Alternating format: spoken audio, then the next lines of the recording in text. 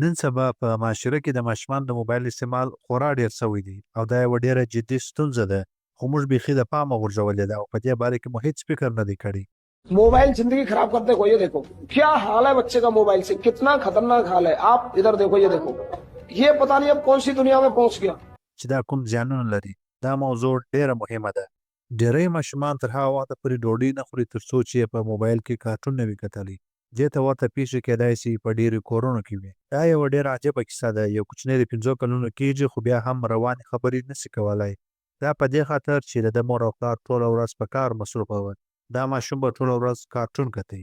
دې ته ورته پیښه یوه مور د خپلو زامنو مخ ته مري خو بیا یې هم اولادونه و ټلویزیون ته ګوري او خپلې مور ته یې هیڅ فکر نه وي. ځکه چې ډېر کوچني ماشومان ساعتونه په ټابلیټ یا موبایل کارولو تېروي او د موبایل کارول یا استعمالول د ماشوم په ذهن باندې کوم منفي اثرات کوي. راځئ چې نن مو په دا ویډیو کې خبر کړم.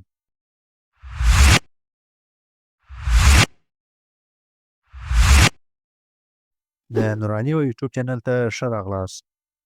دوستانو فکر وکړئ کله چې موبایل او ټلویزیون نه و مور او پلار به په خپل منځ کې خبرې کولې.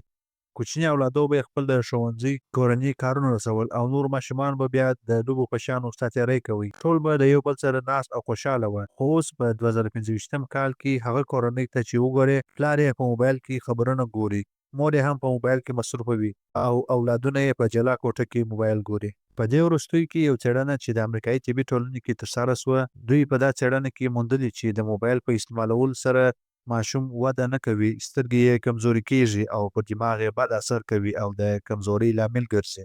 هغه ماشومان چې عمر یې 1 کال وي او د موبایل د استعمال وخت یې په ورځ کې 2 یا 3 ساعته وي هغه نسي کولی چې په راتلونکي کې خپل ستونزې حل کړي او په ژوند کې به د ډېرو ګواښونو سره مخ وي. لکه څنګه چې د ګرځنده ټلیفونونو او ویډیو لوبو په څېر ټکنالوژیکي نوښتونه په تېرو څو لسیزو کې ډېر عام سوي دي. ځوانان خپل ډېر وخت د دې وسایلو په استعمال کې تېروي او د موبایل ډېر استعمال کولی شي د ځوانانو ذهنو او بدنو په وده باندې ناوړه اغېزه وکړي. د ماشومانو او تنکیو ځوانانو لپاره د موبایل د استعمال سپارښتنې څه دي؟ د 2 کلونو څخه کم عمر لرونکي ماشومان باید هیڅ ډول موبایل ونه ګوري.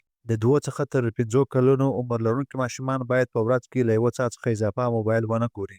د 5 کلونو څخه تر 7 کلونو عمر لرونکي ماشومان او ځوانان باید په ورځ کې تر 2 ساعته اضافه موبایل ونه کاروي. د موبایل استعمالول د کوچنیو ماشومانو لپاره د سترګو کمزوري، ناسم خوب او په دماغي جوړښت کې بدلونونه راولي او د دماغ د کمزوري لامل کیدای شي.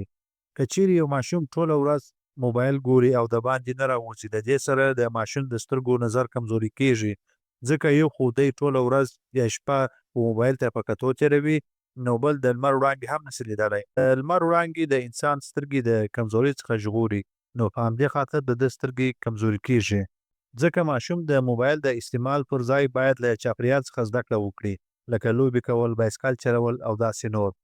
که چیرې تاسې دا فکر کوئ چې ماشوم د ویډیو څخه زده کړه هم کولی سي خو داسې نه ده.